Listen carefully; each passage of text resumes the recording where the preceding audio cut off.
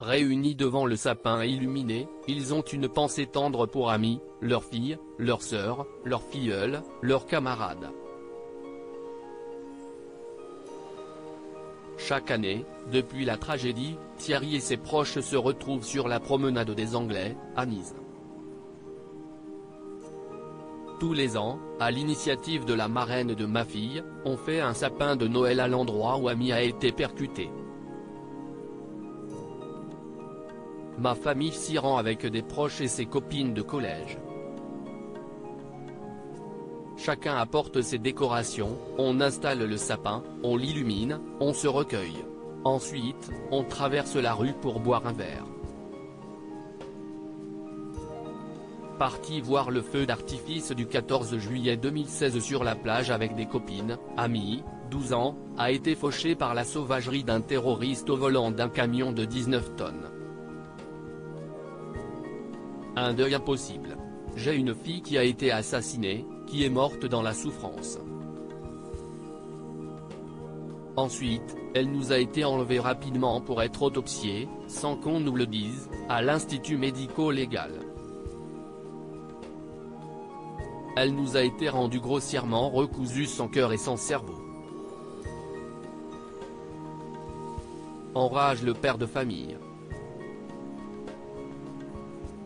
Face à tant de barbarie, l'écrivain de 48 ans riposte avec la seule arme qu'il maîtrise, sa plume. J'ai eu besoin, avec ce livre, de faire un tombeau à ma fille, un texte posthume à sa gloire.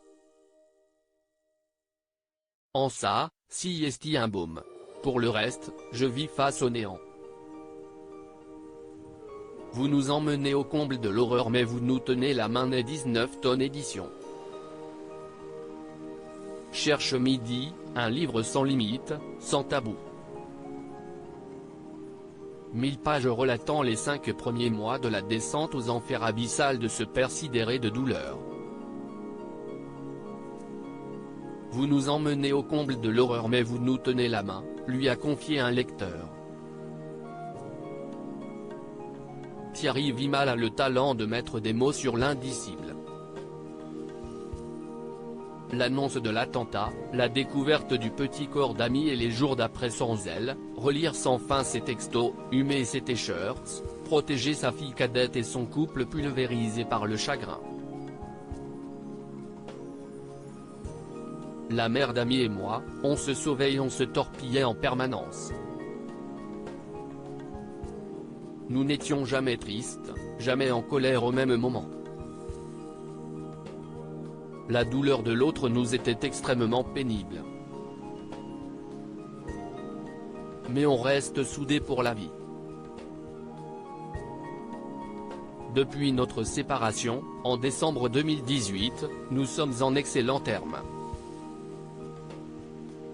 Nous partageons la garde alternée de notre fille cadette. Laurette, la petite sœur, sa Miss Résilience.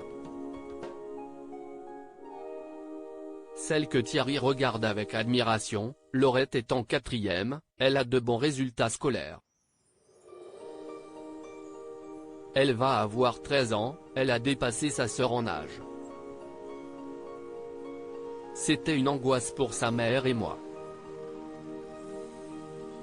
Et finalement, on y est. Elle m'impressionne. J'ai appris à vivre dans l'instant. Amy me guide. Thierry nous apprend surtout qu'on peut survivre à la perte de son enfant. Le désespoir est là, mais la lumière aussi. La naissance de ma fille aînée m'a fait devenir un mec fiable, pas complètement assagi, mais responsable. Sa mort m'a fait entrer dans un âge supra-adulte. J'étais déjà engagé dans une vie plus spirituelle avant sa mort. Mais là, question sagesse, je suis monté en grade d'un seul coup, plaisante-t-il. Plus sérieusement, j'ai appris à vivre dans l'instant. Amy me guide, tiens bon avec maman, me dit-elle. Veille sur Laurette, n'aie pas peur et avance tranquillement.